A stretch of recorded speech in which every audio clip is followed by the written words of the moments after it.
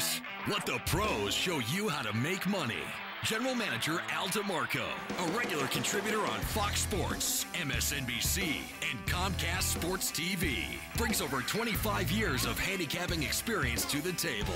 CEO Steve Budin, the author of Bets, Drugs, and Rock and Roll, is the man responsible for creating the online betting industry. Together, they lead the world's largest online sports handicapping community, your #1 source for winners. Week 13 of the NFL season, the Packers look to continue their run to perfection. The Giants look to snap a 3-game losing streak.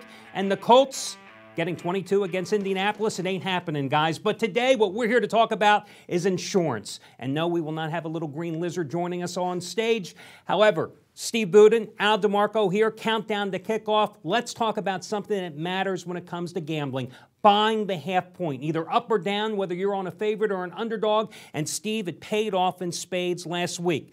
In my case, not necessarily. In your case, your Baltimore Crew had a monster 50-dime play on the Houston Texans at Jacksonville. Of course, first play from scrimmage, down Houston 7-0 in that game. You lose the quarterback, laying 6.5, although there were some 7s out there. I know you suggested to your clients to go ahead, buy down the half point. So, a 7-point game, you had no worries at the end. 6.5-point margin. Well, let's face it, right now it's crunch time for the players in the games and for gamblers too. I mean, it's coming to the hardest part of the season, and that's because the lines are so very sharp now. So where you're buying a half a point week 1, week 2, really not a big advantage. At this point, if you have the bankroll to do it, such a big advantage because those lines are so sharp that chances are that half a point is going to come into play. Case in point, we saw it with the Baltimore Crew in Houston. While everyone's sweating the end, not me. I'm already getting ready to cash my ticket. Now, I say where it didn't play into my game, I had a best bet last Sunday on the Atlanta Falcons. I thought the Falcons would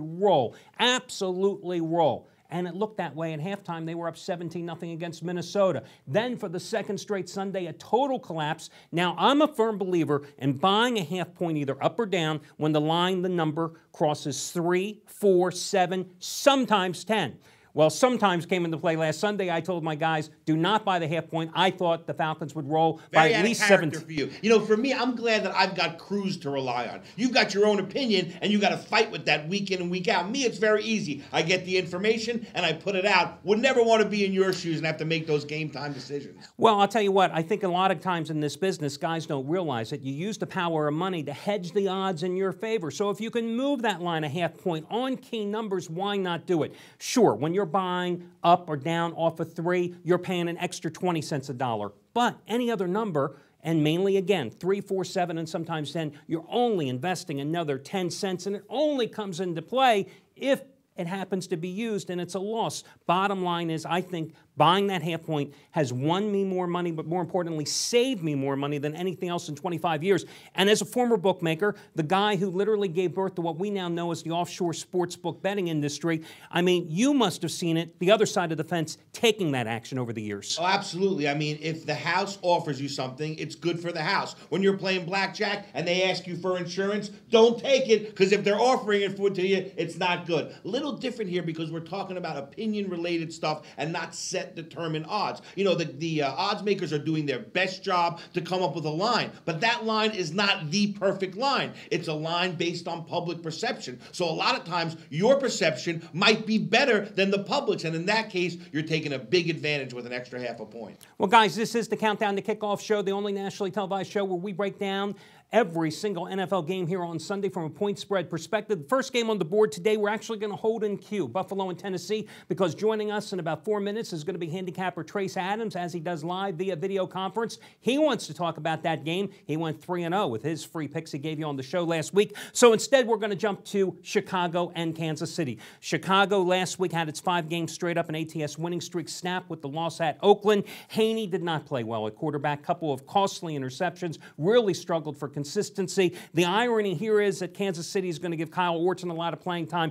That's the guy the Bears wanted to get to replace the injured Jay Cutler, bringing him back to Chicago. But waiver wire Kansas City took them out of Chicago's laps. Here's the irony today at Soldier Field. And we saw it with Carson Palmer. It's going to take some time for Orton to get in the flow. What I like about both of these teams are the way their defenses are playing. Chicago, obviously, a defensive-focused team. And the same thing with KC. We saw their defense single-handedly keep them in that game against Pittsburgh last week. Call me crazy, but I'm going to go for the under here. I think this is 6-3, top of the 8th. I'm going under the total. Well, I'll tell you what, Kansas City has played 6 straight games under the total, and they've only scored a total of 25 points in their last 4 games. So I certainly think there's enough proof there and enough statistics to substantiate your claim. This is a game, though, I just think that you have to stay away from. I mean, the one thing I will say about the Bears, they're going to be able to run the ball in Kansas City. They've still got that defense. They are 4-1 against the spread their last 5 games against sub-500 teams, and the average margin of victory, 13 points. Their average score in terms of offense, 31 points. So I can see the under, but I think this is just one of those absolute stay-away games, unless perhaps you like Chicago and a teaser where you're getting the Bears -1.5 at home. Next game, Miami, certainly a team that's played much, much better here over the past 6 weeks. They've covered 5 straight games, should have won on Thanksgiving Day against Dallas on the road. Now they had the benefit of the extra couple days of preparation, but they're taking on a Raiders team that is 5-0 ATS on the road this year, has won 3 straight now with Carson Palmer getting into the groove and Michael Bush generating the ground game support that they need. This is a very interesting game because not only has Palmer played well, but Matt Moore, during this 5-game spell for the Dolphins, 225 yards per game, 67% completions, 7 touchdowns, just 1 interception. That's the reason the Dolphins are playing so well right now. Well, the old saying is less and more, but that less is more. But in Miami, it's actually more is more. I think Henny's the forgotten guy there. He may never get back to the starting position. Miami's playing very good ball. Obviously, they're a lot better than their record shows, especially lately. But I think this is a Raider team that gets very physical. And when you have a physical team against Miami, that's where they're going to have problems because they're going to be after more. They're going to be coming for blood. I like the way the Raiders are playing on defense. I think they're a better team. I think you're getting the benefit of the line here because Miami's played so well lately. I actually like the Raiders plus the points. I agree with you wholeheartedly. I think the Raiders win this game outright. I'd even consider them on a money line play here. 3rd road game in 4 weeks, and they have the Packers next week. So this is really a must-win situation, but they've delivered repeatedly on the road. A couple weeks ago, back-to-back games. Went on a Thursday night, won at San Diego, then won handily at Minnesota. I think they've covered the spread every single road game they've been on this year. Yeah, exactly, 5-0. And the other thing with the way you beat the Raiders is to run on them. And I don't think with Thomas struggling, the rookie Daniel Thomas for the Dolphins, and with Reggie Bush unable to run through the tackles, I don't think the Dolphins will be able to run on them. So I like the Raiders to win this game outright. Guys, this is the Countdown to Kickoff program. We are going to take a short break, and then joining us in just a minute live from Atlanta will be handicapper Trace Adams, who has 3 more free picks after a 3-0 sweep last week, and we'll be back with you in just a moment.